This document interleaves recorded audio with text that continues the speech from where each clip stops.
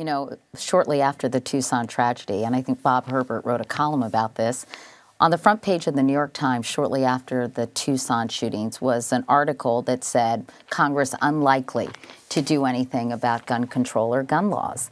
Why do you think the impetus isn't there to attack this issue head on? Well, you know, the impetus is growing because every day there's 34 more families that want to call their congressmen and senators. And someday we're going to kill an awful lot of people, but there'll be enough families out there that will call their congressman and say, I don't want another family to suffer the way my family suffered.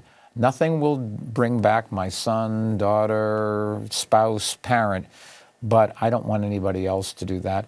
And I think that if a few, like Lyndon Johnson, finally stood up and said, it's time to do something after Bobby Kennedy and Martin Luther King Jr., but we shouldn't have to wait for an elected official, somebody that captures the public's imagination or has big visibility to be the impetus. This is every day in our communities. If 34 a day, there's no congressional district that doesn't have a murder in it. There's no state that doesn't have a murder in it. It's time that this country start to look and see who we're working for and what we're supposed to do.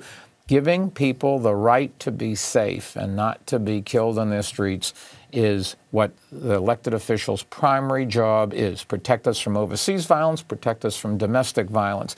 And arming civilians is not the ways to go about it. Nothing wrong with people buying an arm as long as they're not prohibited. But Congress has prohibited some. Let's enforce those laws.